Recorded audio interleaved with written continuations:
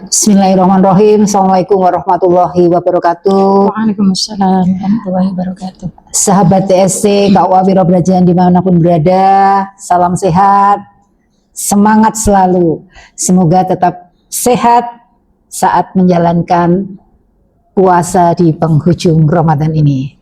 Baik, pada kesempatan kali ini izinkanlah saya selaku host pada siang hari ini, Indira Cahyawati, dan juga yang akan menjadi narasumber pada saat ini adalah Ibu Preti Etika. Kebetulan beliau juga seorang penyuluh di KUA Wiro Brajan. Pada kesempatan ini kami ingin membahas silaturahmi ya, Bu Tika ya. Begitu panggilannya Bu Preti Etika ini dipanggil sehari-hari.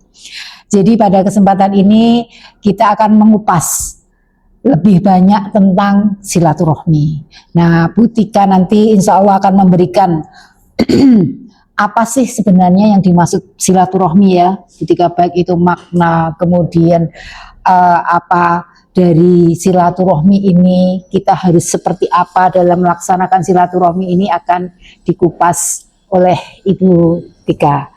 Di mana kita tahu bahwa dalam Islam silaturahmi atau lebih dalam kehidupan sehari-hari kita adalah menyambung tali persaudaraan, di mana di dalam Islam hal ini sangat dianjurkan. Nah, Bu Tika, sebenarnya apa sih yang dimaksud dengan silaturahmi itu? Gitu? Iya, terima kasih Bu Indira untuk waktunya. Mungkin ini ya Bu, lebih kepada nama itu silaturahmi dan silaturahim. Ya, sebenarnya itu bedanya apa? Sebenarnya sama saja, cuma pengucapannya saja. Karena pada untuk silaturahmi itu sendiri itu kan asal katanya dari dua kata, itu namanya silah. Silah itu adalah menyambung. Kemudian yang kedua, asal kata yang kedua itu rahim. Rahim itu keluarga. Sebenarnya kalau secara syariah itu untuk silaturahim itu sendiri kan lebih kepada keluarga. Kalau secara syariah terlalu ini ke keluarga saja sebenarnya gitu untuk silaturahmi walaupun silaturahim. Kemudian kalau secara istilah atau secara ya kita yang tahu sekarang lah apa itu silaturahmi, itu adalah upaya kita menyambung hubungan, mungkin kasih sayang, kemudian ada persaudaraan, ya kemudian kebaikan. Kemudian kalau tadi disebutkan rahim itu kepada keluarga, berarti kita utamakan ke keluarga, kemudian bisa ke sahabat, bisa ke saudara-saudara yang lain, intinya itu. Karena ini sesuai juga dengan surat Al-Quran, yaitu surat An-Nisa ayat 1 yang berbunyi wattaqullahalladzi tasaaluna bihi wal arham. Jadi dan bertakwalah kepada Allah yang dengan namanya kamu saling meminta. Dan disebutkan di situ dan peliharalah hubungan kekeluargaan. Berarti memang menjalin silaturahmi itu juga bukan hanya sangat dianjurkan di dalam Islam gitu. Berarti dalam pengucapan nggak masalah ya? Tidak apa-apa. Baik silaturahmi maupun silaturahim. Iya.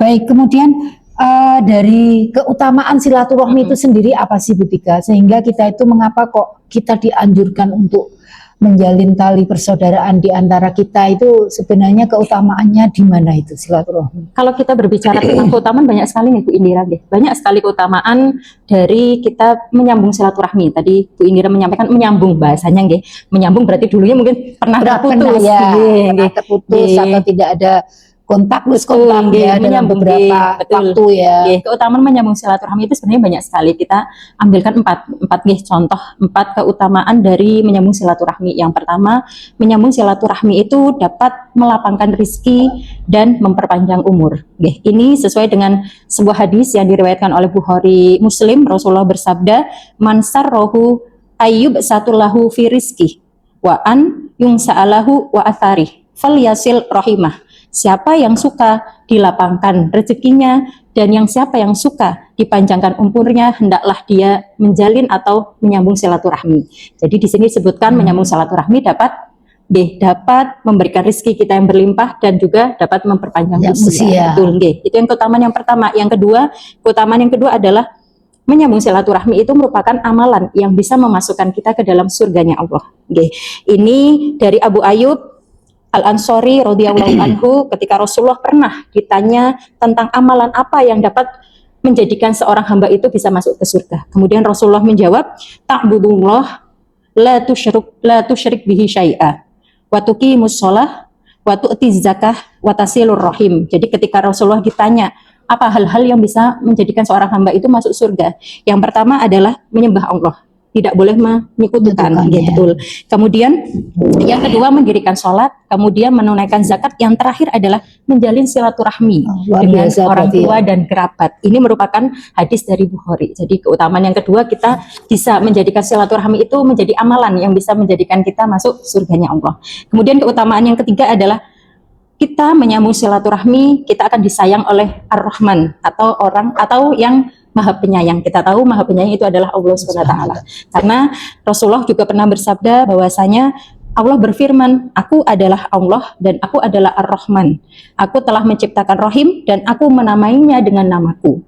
Maka barang siapa yang menyambungnya, maka aku akan menyambungnya. Tetapi barang siapa yang memutusnya, aku juga akan memutusnya." Ini hadis riwayat Tirmidzi. Jadi memang luar biasa sekali silaturahmi ini, kita bisa disayang oleh Allah yang Maha Penyayang. Yang terakhir keutamaannya adalah ketika seseorang itu gemar bersilaturahmi, otomatis dia juga akan disayang oleh keluarganya. Jadi disayang oleh Allah, kemudian juga disayang oleh keluarganya, betul. Ini sesuai dengan hadis yang diriwayatkan oleh Bukhari, bahwa siapa yang bertakwa kepada Robnya dan menyambung silaturahmi, niscaya umurnya akan dipanjangkan, kemudian hartanya akan diperbanyak, serta dia akan dicintai oleh keluarganya. Itu adalah hadis Masya Allah. dari Bukhari. Begitu, untuk keutamaannya sangat luar biasa sekali, Bu. Makanya kenapa disebut bahwa silaturahmi itu merupakan amalan yang luar biasa.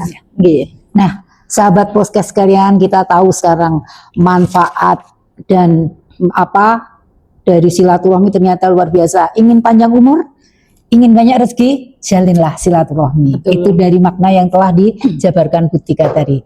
Selanjutnya ini Bu Tika, ketika ada makna tentunya ada sesuatu juga yang apa sebaliknya ya, seperti misalnya bagaimana sih ketika kita menjalin atau kita memutus silaturahmi.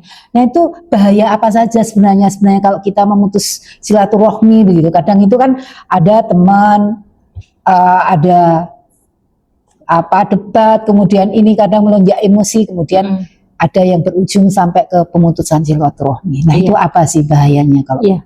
Tadi kalau disebutkan tentang keutamaannya sudah sangat luar biasa banyaknya, Bu Indira. Kalau tentang bahayanya, otomatis ketika kita melaksanakan silaturahmi, kita akan mendapatkan surga. Ketika kita menghindari atau memutus silaturahmi, berarti sebaliknya kita bisa masuk neraka. Karena ini sesuai dengan hadis dari riwayat Muslim, la yadkhulul jannah qati, yaitu jika tidak akan masuk surga atau tidak akan merasakan surga, yaitu ketika kita memutus silaturahmi. Di dalam hadis juga disebutkan, Bu, mungkin ini sangat familiar sekali kalau di dalam bahasa Indonesia itu, ketika kita memutus silaturahmi ataupun kita mendiamkan saudara kita lebih dari 3 hari, kemudian kita dalam keadaan meninggal, kemudian kita memutus silaturahmi, posisinya kita masih memutus silaturahmi, kita akan masuk neraka. Itu pun sudah ada di dalam hadis riwayat Abu Dawud. Jadi memang bahayanya sangat luar biasa, Bu, kalau kita memutus silaturahmi. Otomatis karena kan kita sendiri juga kan manusia, manusia makhluk sosial, kita juga butuh orang lain untuk beradaptasi. Begitu sih, Bu, kalau di dalam sesuai hadis itu. Oke. Baik, sahabat podcast Kak Wawi Rojo Bajan dimanapun berada, untuk kali ini banyak ilmu yang telah kita dapatkan tentunya mengenai silaturahmi.